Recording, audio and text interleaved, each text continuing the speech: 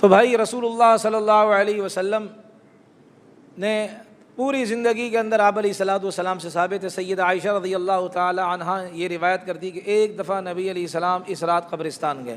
سیدہ عائشہ فرماتی ہیں میں اٹھی دیکھا کہ نبی علیہ السلام بستر پر موجود نہیں ہے۔ میں نے کہا اللہ خیر کرے، چونکہ ان کی سوگنیں بھی تھی تو ایک سے زیادہ شادیاں جو ہوتی ہیں تو پھر سوگنوں کو ہر وقت یہی ہوتا ہے نا کہ بھئی یہ کہیں اور گئے ہوں گے، ادھر اس کے پاس ہوں گے، کوئی کھیر میر کھا رہے ہوں گے۔ یہ عام بات کر رہا ہوں، حضرت عائشہ کے بارے میں نہیں کہ رضی اللہ عنہ۔ تو عائشہ رضی اللہ عنہ بیدار ہوئیں اور اللہ کے نبی نہیں ہے، تو ان کے دل میں یہی بات آئی تھی کہ ہو سکتا ہے میری سوگن کے پاس گئے ہوں۔ کھیر والی بات تو ویسے میں نے مزاحن کی ہے۔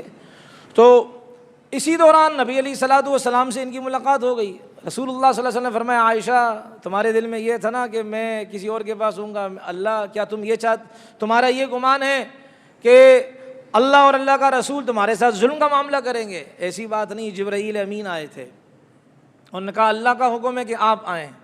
کہاں؟ وہ شہداء کے مرقد پر قبرستان میں آئیں، شہداء احد کے پاس آئیں، آج کی رات ان کے لیے دعا کریں۔ صرف ایک پوری زندگی میں آپ علیہ السلام سے ایک دفعہ ثابت ہے، اور ہمارے اکابر فرماتے نبی علیہ السلام سے جو عمل جس طرح ثابت ہو اس طرح کرنا چاہیے۔ تو نبی علیہ السلام نے اپنی بیوی کو جگایا تھا بھائی، ارے مردو بولو بھائی، میں تو بلواؤں گا چھوڑوں گا تھوڑی، سمجھ میں آ رہی نہیں آ رہی؟ آپ علیہ الصلوۃ والسلام نے عائشہ کو فرمایا تھا میں قبرستان جا رہا ہوں۔ آپ علیہ السلام نے سیدنا ابو بکر رضی اللہ عنہ کو فرمایا تھا کہ اٹھو بھائی چلو قبرستان چلتے ہیں۔ آپ علیہ السلام چپ کیسے گئے؟ وہ تو اتفاقاً سیدہ عائشہ جاگ گئیں تو ان کو معاملہ ان کے سامنے آشکارا اور واضح ہو گیا۔ تو اگر یہ یار لوگوں کو بہت زیادہ شوق ہے قبرستان جانے کی تو اکیلے جائیں، میں دیکھتا ہوں کیسے جاتے ہیں، اکیلے جا کر دکھا دیں قبرستان، اکیلے جا کر دکھا دیں، ٹولیوں کی شکل میں ہے ہی نہیں تو اکیلے جا کر دکھا دیں پھر پتہ چل جائے گا۔ تو نبی علیہ السلام سے یہ عمل اکیلے کا ثبوت ہے، تو اس میں پھر گھٹالا کوئی نہ کرے۔ اگر کسی نے جانا ہے زندگی میں ایک دفعہ جانا ہے تو بہت شوق ہے تو اکیلے جا کر دکھا دیں، اپنے ساتھ پھر کے جھم گھٹے لے کر نہ جائے۔ دوسری بات یہ قبرستان تو عبرت قدہ ہے، وہاں انسان جاتا ہے عبرت حاصل کرنے کے لیے، وہاں انسان جاتا ہے ٹوٹی پھوٹی قبروں کو دیکھ کر، شکستہ حالی کی ان کو دیکھ کر وہ اپنا انجام سوچنے کے لیے جاتا ہے کہ بھائی دیکھیں یہ بھی تو ہماری طرح چلتے پھرتے لوگ تھے، گلیوں میں گھومتے تھے، کاٹن کے کپڑے پہنتے تھے، جسم پر مٹی کو برداشت نہیں کیا کرتے تھے، عمدہ خوشبوعات عطریات کا استعمال کیا کرتے تھے، اور اسی طریقے سے اپنے ملبوسات عمدہ زیب تن کیا کرتے تھے، بہترین قسم کے جوتے استعمال کرتے تھے، بہترین قسم کی گاڑیوں میں آتے تھے وغیرہ وغیرہ۔ آج حال یہ ہے کہ کوئی ان کو پوچھنے نہیں آتا، آج حال یہ ہے کہ ان کے قبر کی تختیوں کے نشانات بھی مٹ چکے ہیں لکھائی کے، آج حال یہ کہ ان کی قبر بھی زمین کے ساتھ ہموار ہو گئی ہے، تو انسان وہاں عبرت حاصل کرنے جاتا ہے۔ مفتی عبدالرحیم لاجپوری رحمہ اللہ نے فتاوی رحیمیہ کے اندر باقاعدہ ایک حوالہ دیا ہے، اللہ کو چند جگہ ایسی ہیں جہاں اللہ کو ہنسنا پسند نہیں، اللہ کی ذات کو غصہ آتا ہے، ان میں سے ایک جگہ قبرستان ہے۔ انسان قبرستان، اور یہ ان دنوں میں حال یہی ہوتا ہے، سنا وہ کمبخت وہ قوالی والی بھی بیٹھے ہوتے ہیں، وہ قوالیاں گائی جا رہی ہوتی ہیں، وہ وہاں ٹھیلے لگے ہوئے ہوتے ہیں، فروٹ چاٹ وغیرہ اور یہ چنے کی چاٹیں وغیرہ، کیا گول گپے وغیرہ، یہ سارے کیا ہے وہ بک رہے ہوتے ہیں۔ یعنی ایک عجیب منظر ہوتا ہے جیسے کہ یہ میلہ ہو گیا، اتوار بازار ہو گیا، ایسا لگتا ہے کہ یہ منگل بازار ہے، یہاں کیا ہے کھانے پینے کے لیے کیا سارا سامان وہاں لے کر آتے ہیں۔ انا للہ، انسان تو قبرستان میں آتا ہے عبرت حاصل کرنے کے لیے، یہاں تو معاملہ ہی کیا ہے بھائی، گنگا ہی الٹی بہنا شروع ہو گئی ہے۔ تو اس لیے میں نے عرض کیا شروع میں کہ دین نام ہے پیروی کا، دین نام نہیں ہے اپنی عقل کے گھوڑے دوڑانے کا۔ اور اتنی بڑی فضیلت والی رات کہ اللہ پکارتے ہیں، ہے کوئی بخشش مانگنے والا، ہے کوئی مانگنے والا، ہے کوئی رزق طلب کرنے والا۔ اور یہاں تک کہ نبی علیہ الصلوۃ والسلام سے جو بات ملتی ہے، آپ علیہ السلام نے اسی شعبان کی رات میں اپنے لیے کثرت سے استغفار کیا ہے۔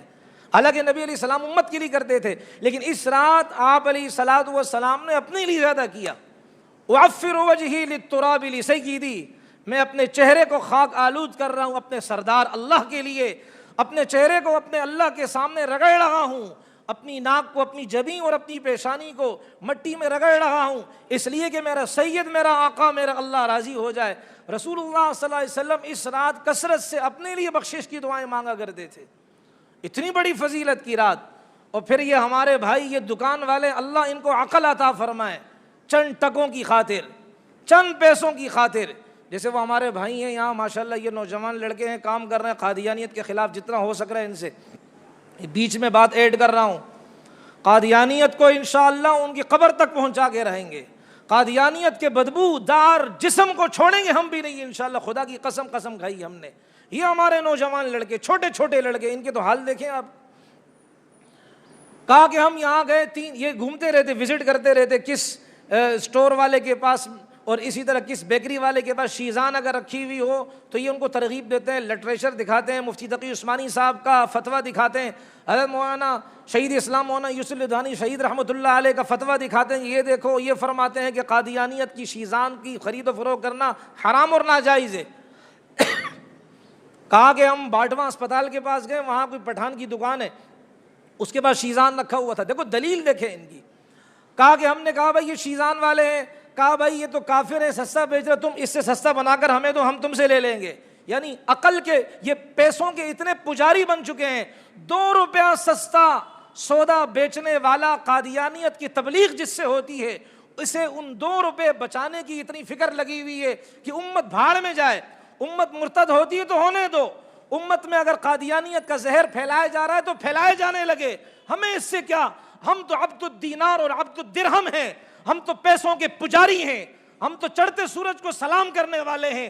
نبی کی روح تڑپے تو تڑپے، ہمیں کیا؟ رسول پاک علیہ الصلوۃ والسلام روضہ اقدس کے اندر اگر آپ علیہ السلام کا جسم مبارک وہاں مضطرب اور بے قرار ہو کیا؟ ہم تو لعنتی ہیں، ہم تو پیسوں کے پجاری ہیں، ہمیں اس سے کوئی سروکار نہیں ہے.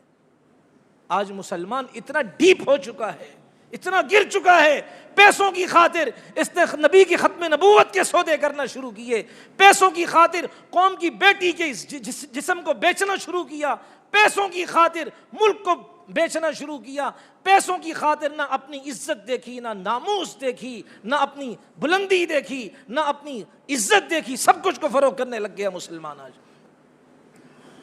تو بات چلی اس سے کہ یہ ہمارے جو دکان والے ہیں اس رات کے لیے خاص تو وہ پٹاخے لے کر آتے ہیں. ارے یہ رات تو اللہ سے بخشش مانگنے والی رات ہے، تم اس رات میں کوئی عبادت میں ہوگا، کوئی سجدے میں ہوگا، تم پٹاخے بچوں کے ہاتھ تھماؤ گے، وہ جب پٹاخہ بجے گا تو اس بیچارہ جو سجدے میں اس کی کیا حالت ہوگی، جو قرآن پڑھ رہا ہوگا وہ کیسے اچھل پڑے گا. انسانوں کے دل تو ویسے ہی کمزور ہو چکے ہیں. یہ جو کمائی کر رہے ہیں ان پٹاخوں سے، خدا کی قسم واضح حرام کمائی ہے. یہ حرام کھلائے گا اولاد کو، بدبخت، اس کی اولاد بھی ایسے بنے گی اس کی طرح اگر اسے توبہ نہیں کی. یہ تو ہندوؤں کے طریقے ہیں. یہ کوئی دیوالی کی رات ہے، یہ کوئی ہولی کی رات ہے، یہ کوئی تہوار ہے، کوئی عید کی رات ہے. ارے یہ تو روٹھے رب کو منانے والی رات ہے، بلکہ روٹھا رب نہیں، اللہ تو تیار ہے، اللہ کے سامنے اپنے آپ کو پیش کرنے والی رات ہے، اللہ سے حاجتیں پوری کروانے والی رات ہے بھائی. یہ اس لیے بھائی بچوں کو اس لیے پیسے نہ دیں کہ وہ جائیں عبادت گزاروں کی عبادتیں خراب کریں اور مستقل طور پر اللہ کی ناراضگی کا سودا وہ طے کرتے رہیں. اللہ تبارک و تعالی ہم سب کو اس پر گہری نگاہ رکھنے کی توفیق عطا فرمائے. ایک اور گزارش ہے، اللہ بخشش کرتے ہیں لیکن کچھ گناہگار ایسے ہیں، تقریباً 8-9 ہیں اگر روایتوں کو جمع کیا، کچھ بد نصیب ایسے ہیں جن کی بخشش اللہ اس رات بھی نہیں کرتے. اگر وہ اللہ کے سامنے رو رو کر اللہ کو منائے نہ، اللہ کے سامنے رو رو کر اپنے گناہوں کی بخشش کا مطالبہ نہ کریں تو اللہ تعالیٰ نہیں بخشتے. نمبر 1 مشرک جو کہتا ہے دینے والا نبی ہے، جو کہے کہ دینے والا اللہ کے علاوہ فلاں بابا جی ہیں، جو کہتا ہے کہ اولاد دینے والا اللہ کے علاوہ فلاں بزرگ ہیں، جو کہتا ہے اللہ کے علاوہ فلاں پیر بھی کیا ہے ہمارا کام کرنے والے ہیں. چاہے اللہ کی ذات کے ساتھ کسی کو شریک کرے یا اللہ کی صفات کے ساتھ کسی کو شریک کرے، شرک کی جتنی قسمیں وہ سب اس میں شامل ہیں. اللہ اگر مشرک اللہ کے سامنے رو کر توبہ نہیں کرتا، اللہ اس رات کی رحمتوں سے اس کو محروم کرتے ہیں، اس کا حصہ نہیں ہوگا. دوسرا مشاحن، کینہ رکھنے والا، بغض رکھنے والا، عداوت رکھنے والا، مسلمانوں کے لیے دل میں نفرت کرنے والا. اور یہ بیماری دنیا والوں کے ہاں بھی ہیں اور ہم مذہبی لوگوں میں بھی ہیں. ارے میں جو کام کر رہا ہوں یہ صحیح ہے، یہ جو کام کر رہا ہے یہ صحیح نہیں ہے، یہ ہماری لائن کا نہیں ہے. اس رات اس کی بھی بخشش نہیں ہوتی ہے.